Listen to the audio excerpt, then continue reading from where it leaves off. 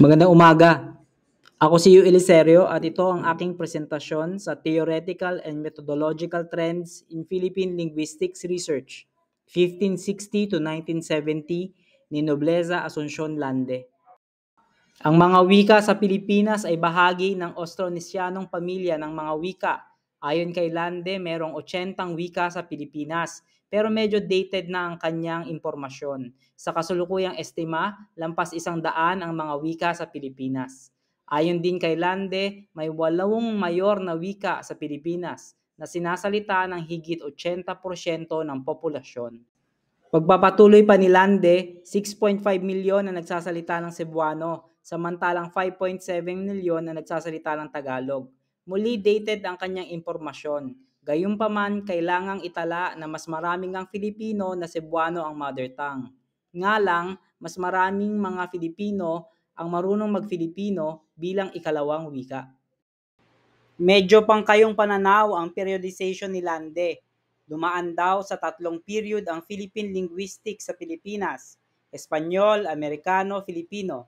Sa period ng Espanyol, nagsimula noong 1560s, natuto ng mga katutubong wika ang mga misyonaryo. Sila rin ang gumawa ng mga naunang grammar at diksyonaryo. Winasak din nila ang katutubo nating paraan ng pagsusulat at ipinakilala ang alpabetong Romano. Nagsimula naman daw ang period ng Amerikano noong 1900s. Dito ipinasak ang Ingles bilang wika ng edukasyon at di umano'y nagsimula ng siyentipikong pananaliksik sa Philippine linguistics. Binanggit niya si Bloomfield mulang 1917 at Cecilio Lopez na naging tulay sa pagitan ng mga tradisyon na pang-Amerikano at pang-Europeo na linguistics.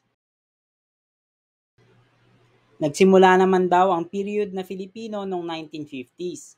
Iba-ibang sentro ng pananaliksik sa linguistics ang naitatag sa panahong ito. At isa sa mga larang na yumabong ay iyong applied linguistics na tumutugon sa mga problema sa edukasyon. Nakakatawa kasi ang today ni Lande ay 5 dekada na ang layo sa atin. Pero ang binabanggit niyang issue sa pagitan ng Tagalog at ng pambansang wika ay nariyan pa rin. Gayon din ang papel ng Ingles sa edukasyon. Lalo pa ngang lumala ang panganib ng extinction ng mga mas maliit na wika sa Pilipinas. Sa kanya, importante pa rin ang applied linguistics. Ang tuon daw nito ay pagpapahusay ng mga metodo sa pagtuturo ng wika at ang pagtugon sa hamon ng multilingual na edukasyon. Kung maaalala natin, dito lang binuwag ang polisiya ng mother language-based education sa Pilipinas. Ang mga tinutukoy ni Lande na sentro ng pag-aaral tulad ng Summer Institute of Linguistics at ng PNU na ngayon ay may mahalaga pa ring papel sa linguistics sa Pilipinas. Pagkatapos pag-aralan ang nakaraan ng linguistics sa Pilipinas, tiningnan naman ni Lande ang kinabukasan nito. Umuusbong daw ang interes sa comparative linguistics, dialectology, psycholinguistics at sociolinguistics. Naiigpawan na raw ang purong deskriptibong pananaliksik. Isa sa mga area na pinaniniwalaan niyang mayamang batis ay ang sitwasyong pangwika na kanyang inilarawan. Pwede raw itong pag-aralan sa political na linguistics.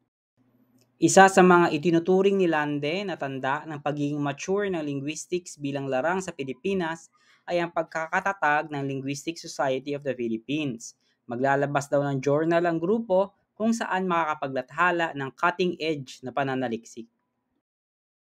Nakakalungkot na ang mga inaasahan ni Lande na mga isyung maaaring makatulong ang linguistics ay lumala. Hindi naman ito kasalanan ng mga linguist. Matindi pa rin ang hidwaan sa Pilipinas dahil sa wika. Lalong pumapangit ang sistema ng edukasyon. At hindi lamang mga wikang nasa panganib ang napapabayaan, nasisira hindi lamang ang kultura kundi ang mismong buhay ng mga indigenous peoples sa Pilipinas dahil sa walang habas na paghahabol sa tubo.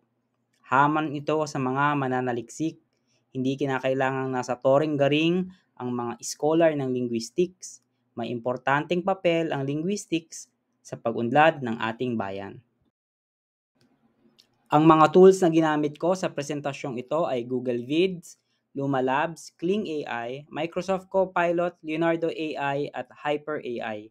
Ako muli si Yu Eliserio at ito ang ilang tala sa theoretical and methodological trends in Philippine linguistics research, 1560 to 1917 ni Lubleza Lande.